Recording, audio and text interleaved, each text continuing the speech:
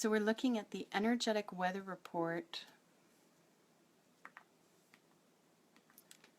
We're looking at the energetic weather report for August 2016, September, and October. That's when the energy starts to shift.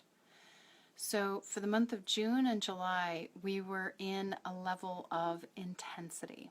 The energy has been moving incredibly quickly, very fast, very light, revealing all of these old behaviors, all of these old patterns. They've been coming to the surface. There's a level of intolerance and violence and upset and drama that has been occurring in the world, in the physical dimension. But energetically, the reason for that is because there is this old struggle grid literally lifting up and off of the planet, and the light that's like a fire hose of light coming onto the planet is actually helping the clearing of this old struggle grid. Some people might call it patriarchy, some people might call it capitalism, whatever it is. It's a discordant frequency that people have been using for their spiritual growth and evolution for several thousand years, thousands and thousands of years, and it is clearing. It's about 80% off the planet, so we still have 20% more of this discordant struggle energy clearing out. And when will that be? It's like 2018. Feels like it really pops off. But we energetically can tap into a different grid. We just talked about that in the Tall Cups tonight, about how to tap into a more supportive way of being. So for June and July, very intense. 2016 is all about letting go, releasing, clearing, death, endings, completion, tying up loose ends. Then when we move into 2017, it's a 1 year in numerology, and we can go into a new beginning, but we'll actually start to feel the tendrils of the newness in October. So that's sort of a recap of what we've been in. Now when I take a look at August, the energy is still really fast. It's very intense, but it has an empowerment to it. Whereas June and July had a victim, grief, sadness, loss to it.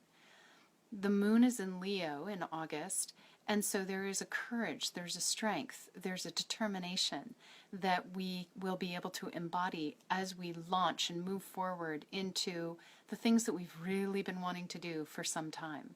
We will have a level of discipline and vigilance and commitment that we may not have had access to in the beginning of the year. So if you have specific things that you've been waiting to dive into, August and September are really the time to push those doors open and start walking through. Use the courage that you will have access to do that at this time. September, the energy starts to slow down, but we'll be making lots of outer connections. There's something about the astrological alignment, I'm not aware of it right now, not looking, but I'm just looking at the energetics, where we'll be connecting with people, we'll be networking, everything's going to click, click, click. I was just saying the other day that it feels like the first 6 months of the year, 7 months of the year, didn't have a flow to it. It was like hard to get anything done. Nothing was aligning, and in September we start moving into greater alignment and greater flow. So August is the month to push hard, go out there, do it, leap, launch, commit to it, whatever it is. And then in September, you'll make the connections to make those things happen. And then in October, you'll start tapping into a new, more supported,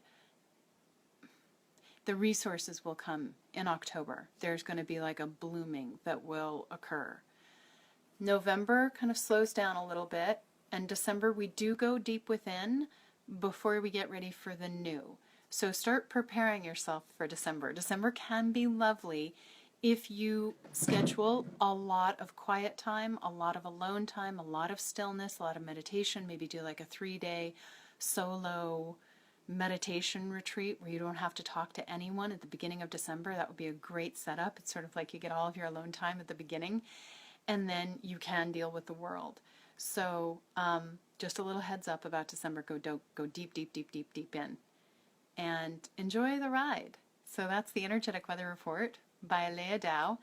if you want more information, go to aleadow.com to check out the Tall Cups of Consciousness and the Daily Cups. Thank you.